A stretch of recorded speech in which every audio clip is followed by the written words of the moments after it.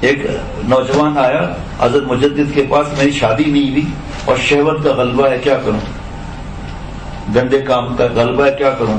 ایک اہل علم بول اٹھے کہ روزہ رکھو، یہ بیچ میں بولنے کا مرض. ایک اہل علم بول اٹھے روزہ رکھو. اس نے کہا روزہ رکھنے سے خواہشات نفسانی اور بڑھ جاتی ہیں. اب وہ مولوی صاحب خاموش، کوئی جواب نہ دے سکے. میں نے ان مولوی صاحب کی خبر لی کہ آپ کو مجلس میں بولنا نہ چاہیے تھا، جبکہ اس نے مجھے مخاطب کیا تھا، پھر آپ جواب بھی نہ دے سکے. اب بتائیے کہ اس ناقص علم سے اس مخاطب کا ایمان کبھی رہ سکے گا؟ اس نے تو حدیث پاک پہ عمل کیا. پھر میں نے جواب دیا، اچھا بتاؤ تم نے روزے کتنے رکھے ہیں؟ اس نے کہا چند دن رکھا ہے روزہ. فرمایا کثرت سے زیادہ دن تک رکھو، کیونکہ حدیث میں ہے لزوم کثرت کو چاہتا ہے، تو کم از کم 2 ماہ تو روزے رکھو. میں نے رکھوائے روزے، 71 روزے رکھوائے، 2 ماہ سے بھی زیادہ. دماغ ٹھیک ہو گیا. اور گرمیوں کے روزے کہا سردیوں میں رکھوں. میں نے کہا چاچا سردیوں میں جب آپ کا پوتا ہے تب رکھنا.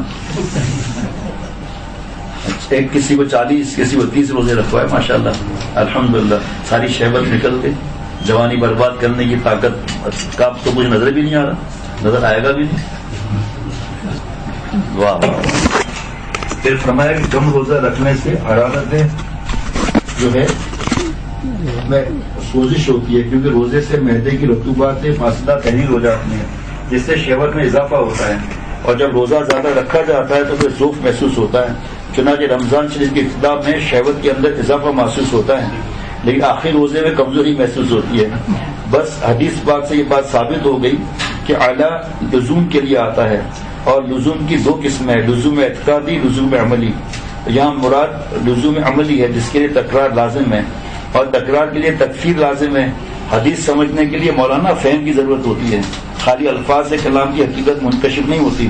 کبھی کلام مطلق بولا جاتا ہے، کبھی مراد مقید ہوتا ہے. جیسے کوئی صبح کسی سے کہے مجھے ایک سیر گوشت لا دو، تو یہاں مراد مقید ہے، یعنی گوشت کچا لاؤں. اگر کوئی دوپہر کو کھانے کے لیے کسی نے منگوایا کہ جاؤ گوشت خرید کر لاؤ، تو کلام مطلق ہے، مگر مراد مقید ہے، یعنی پکا ہوا لاؤں. یہ سب قرین مقام سے سمجھا جاتا ہے جس کے لیے فہم کی ضرورت ہے. کیا بات ہے. امام ابو حنیفہ رحمۃ اللہ علیہ خلیفہ وقت نے کہا ہم آپ کو قاضی بنائیں گے. فرمایا ہم ہرگز قاضی بننے کے اہل نہیں. کہا آپ اہل ہیں.